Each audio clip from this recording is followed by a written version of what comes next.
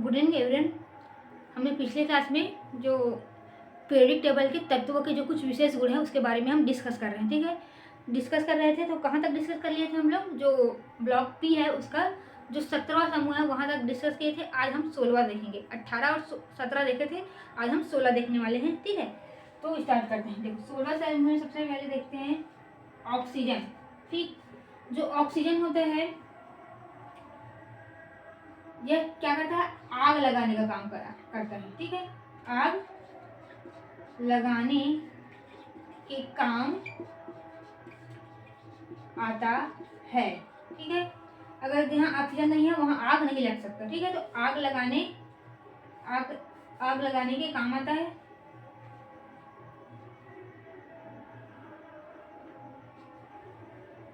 ठीक, आग लगाने के काम आता है और चीजों को सड़ाता है। ये चीजों को सड़ाता है, जंग लगाता है। ठीक है, चीजों को सड़ाता है, जंग लगाता है और आग लगाने वाला क्या है? ये गैस है। ठीक, अब देखते हैं सल्फर। ऑक्सीजन हो गया, अब देख रहे हैं सल्फर। सल्फर किससे निकलता है? सल्फर निकलता है ज्वालामुखी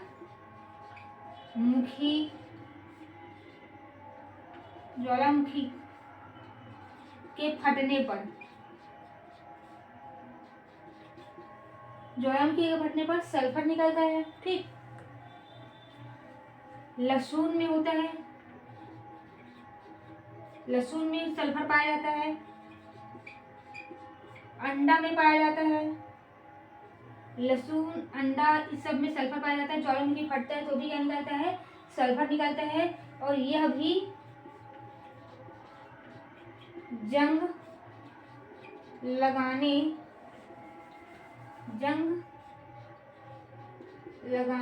में क्या होता है? सहायक होता है। सहायक होता है। ठीक, ये क्या हो गया? सल्फर। सल्फर के बाद हम देखते हैं पोलेनियम। इसका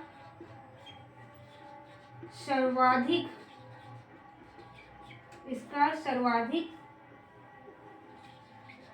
समस्थानिक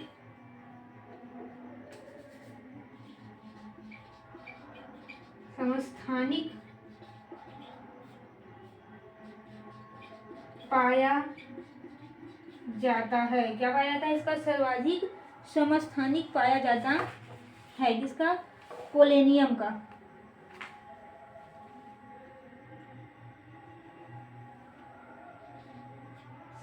सर्वाधिक क्या पाया जाता है? समस्थानिक पाया जाता है। ठीक, पोलेनियम। अब देखते हैं नाइट्रोजन। पोलेनियम का सर्वाधिक समस्थानिक पाया जाता है। जो सल्फर है वो ज्वालामुखी के फटने पर, ज्वालामुखी में मतलब होता है कौन? सल्फर। लहसुन में, अंडे में यह जंग लगाने भी सहायक होता है। ठीक है, ऑक्सीजन आग लगाने वाली गैस है, चीजों को सड़ाती है और जंग भी लगाती है। ठीक है, नाइट्रोजन ये क्या करती है? आग को बुझाती है, आग को नियंत्रित करती है। ठीक है, चिप्स के पैकेट में जो भरा रहता है वो क्या रहता है? चिप्स, नमकीन, जो भी हम खाते हैं, ठीक, उसमें क्या रहता है? कोई भी पैकेट वाले सामान जो फूला हुआ रहता है उसमें नाइट्रोजन गैस ही होता है। चिप्स के पैकेट में, ठीक है, चिप्स के पैकेट में क्या होता है? नाइट्रोजन गैस होता है, आग को नियंत्रित करते हैं। 4 व्हीलर के जो टायर होते हैं उसमें भी नाइट्रोजन गैस भरा होता है। ठीक है,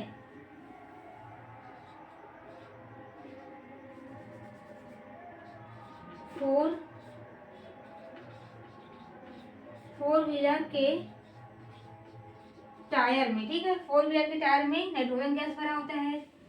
गाय भैंस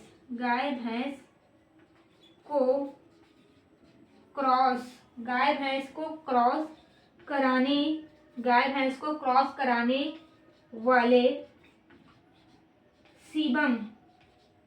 सीबम को, गाय भैंस को क्रॉस कराने वाले सीबम को नाइट्रोजन में ही रखा जाता है, नाइट्रोजन में ही रखा जाता है। ठीक है,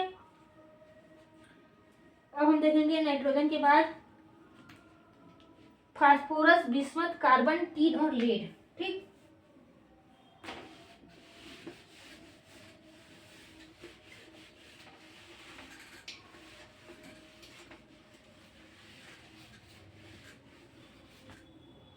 देखो फास्फोरस, यह माचिस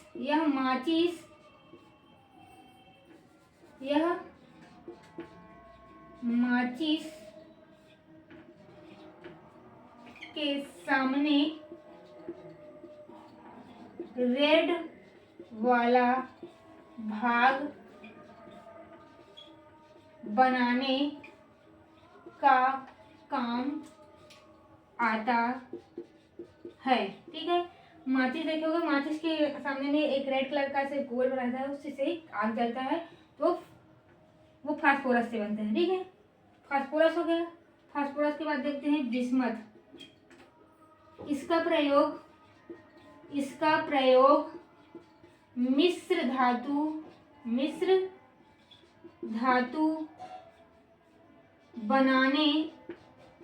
बनाने में करते हैं। ठीक है, इसका प्रयोग मिश्र धातु बनाने में करते हैं। किसका? जो बिस्मथ है। ठीक है, बिस्मथ के क्या देखते हैं हम? कार्बन देखते हैं। ठीक है, तो कार्बन यह लंबी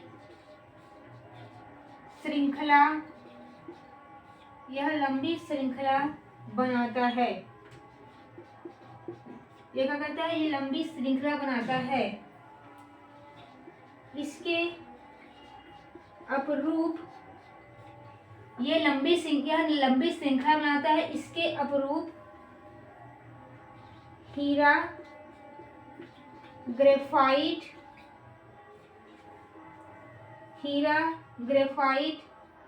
कोयला,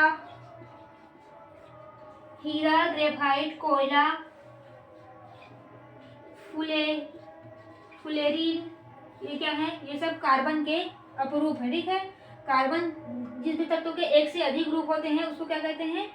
उस तत्व का अपरूप कहलाता है वो। ठीक है, जिनकी क्वालिटी आपस में समान नहीं होते। ये हो गया, लंबी श्रृंखला बनाता है। ठीक है, इसमें इसके अपरूप हीरा, ग्रेफाइट, कोयला, फ्लोरीन और क्या देखो, यह धातु व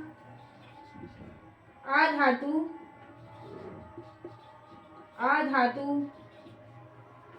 दोनों की भांति व्यवहार करता है। ठीक है, यह धातु तथा अधातु दोनों की भांति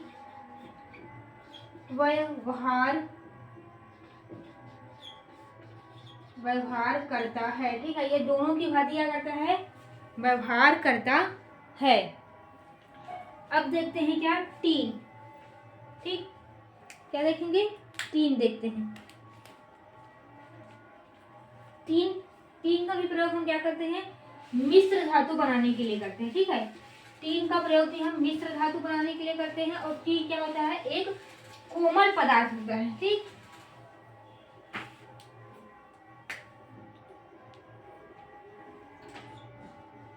टीन, इसका प्रयोग मिश्र धातु बनाने में करते हैं। ठीक है, जो टीन है इसका प्रयोग हम मिश्र धातु बनाने में करते हैं। यह कोमल पदार्थ होता है। अब देखते हैं सिलिकॉन। यह कठोर और मुलायम दोनों होता है। जो सिलिकॉन होता है ना, वो क्या होता है, वह कठोर भी होता है और मुलायम भी होता है। यह कठोर व मुलायम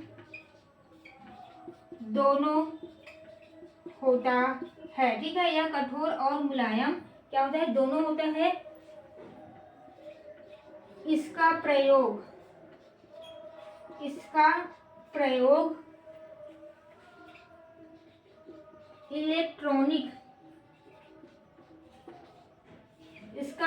इलेक्ट्रॉनिक में किया जाता है।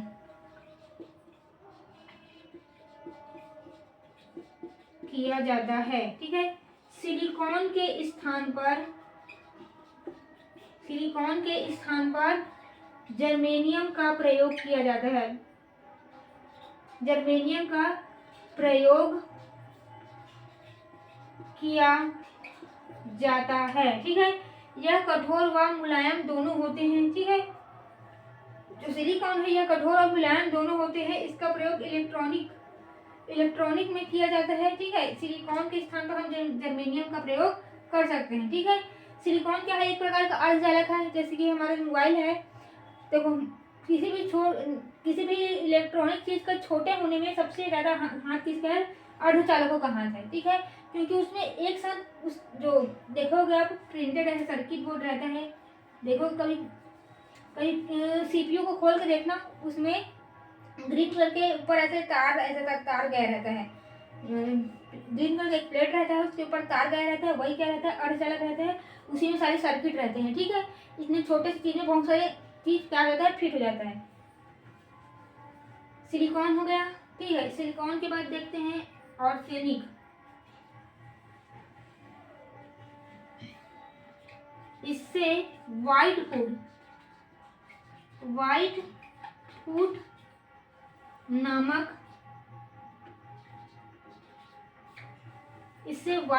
नामक क्या होता है, रोग होता है। अगर इसका जल प्रदूषण बहुत ज्यादा हो जाए तो कैंसर भी हो जाता है। क्या हो जाता है, कैंसर भी हो जाता है।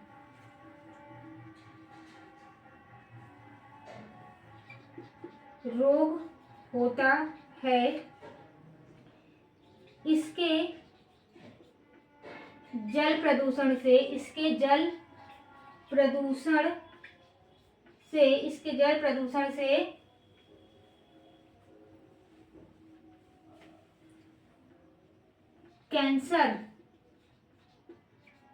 कैंसर नामक रोग होता है। कैंसर नामक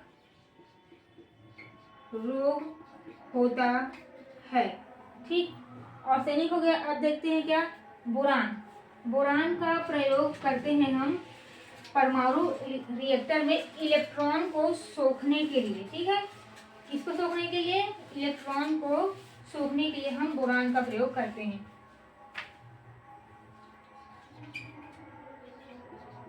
इसका प्रयोग परमाणु रिएक्टर में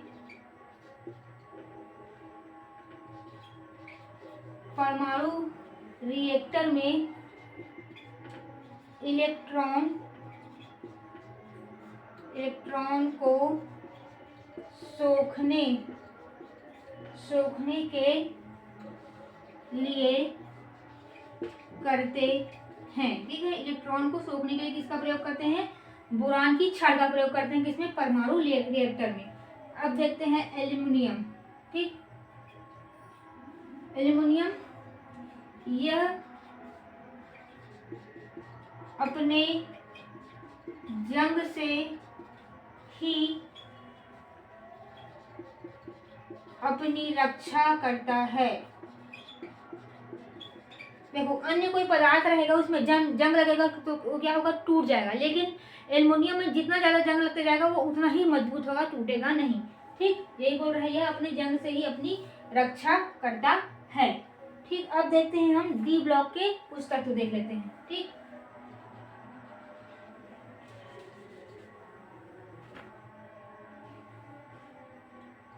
डी ब्लॉक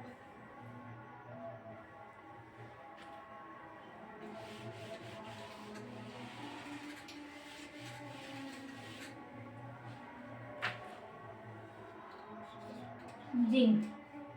ठीक, यह मिश्र धातु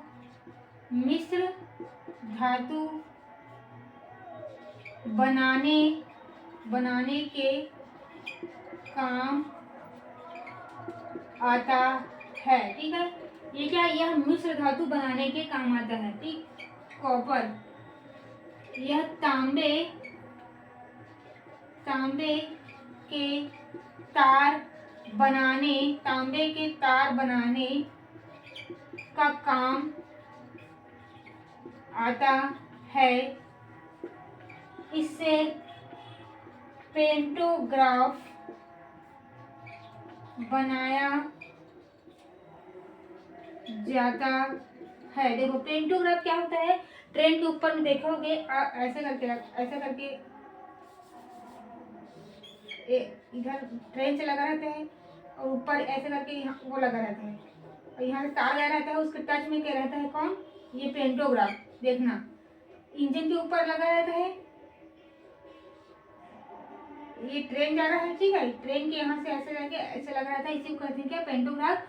ये क्या करता है, ये विद्युत को संचालित करने का काम करता है, कौन, पेंटोग्राफ। यह सिर्फ तांबे का नहीं और जो तत्व है उनसे मिलकर बना होता है। ठीक, लेकिन उसमें तांबे की भारी मात्रा होती है। ठीक, कॉपर हो गया। अब देखो निकेल, यह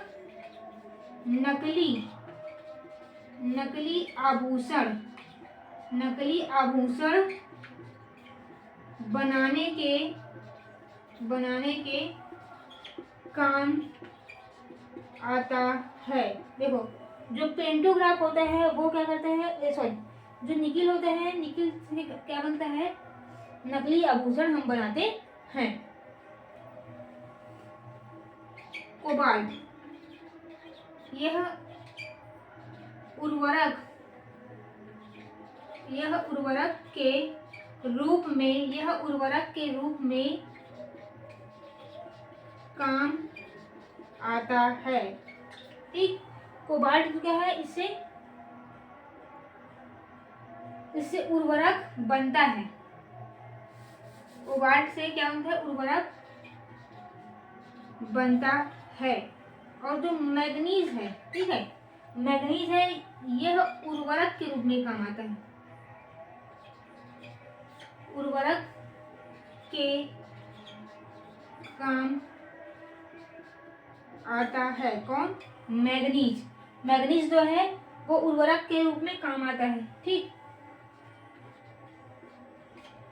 उर्वरक के रूप में काम आता है। अब देखते हैं क्रोमियम। क्रोमियम भी मिश्र धातु बनाने के काम आता है, स्टेनलेस स्टील बनाने के काम आता है। और स्टील किस से मिलकर बनता है, ये क्वेश्चन पूछता है। ठीक है, क्रोमियम यह स्टेनलेस स्टील बनाने के काम आता है, या स्टेनलेस स्टील बनाने के काम में आता है। अब देखो पारा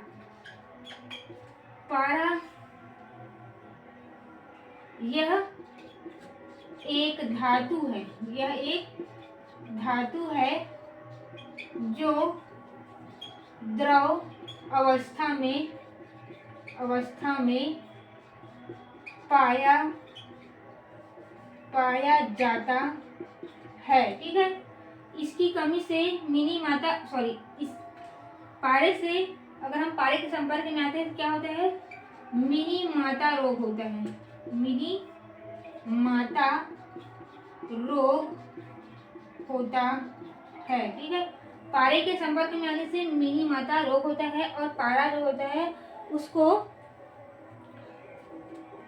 जो एरोप्लेन है उसमें ले जाना मना होता है। किसको, पारे को हम एरोप्लेन में नहीं ले जा सकते, क्योंकि जो पारा होता है वो एल्युमिनियम का सबसे बड़ा दुश्मन होता है। ठीक, अगर हम पारा ले जा रहे हैं और वो एरोप्लेन में गिर गया, हवाई जहाज में गिर गया,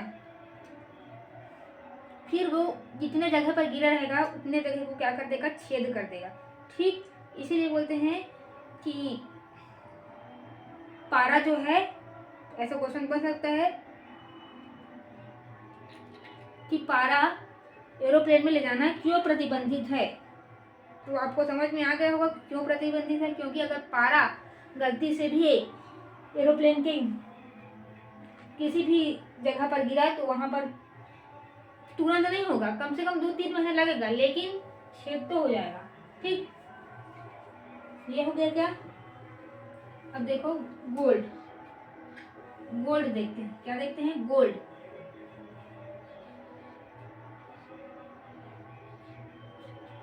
इसका घनत्व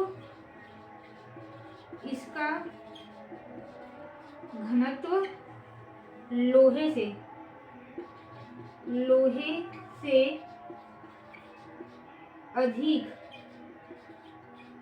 अधिक होता है। इसका घनत्व जो है लोहे से अधिक होता है, और ये क्या होता है, आघात वर्धनीय होता है।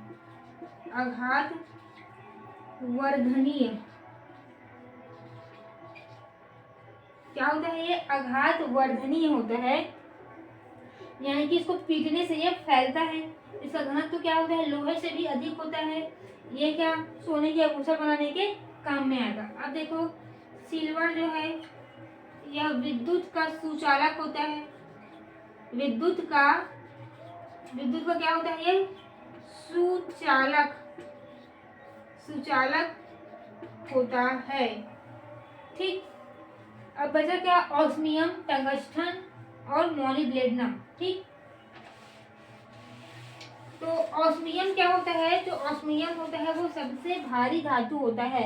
सबसे हल्का धातु हमने क्या देखा है, लिथियम। और ये क्या होता है, ऑस्मियम जो होता है वो सबसे भारी धातु होता है। ठीक है, ऑस्मियम क्या होता है, सबसे भारी धातु होता है। ये है टंगस्टन। टंगस्टन से क्या बनता है, बल्ब का फिलामेंट। बल्ब का जो फिलामेंट है वो टंगस्टन का बनता है, क्योंकि टंगस्टन का गलनांक बहुत अधिक होता है। ठीक, अब देखो मोलिब्डेनम। ठीक है, मोलिब्डेनम यह नाइट्रोजन के फिक्सेशन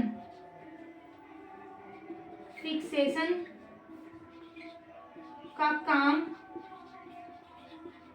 करता है।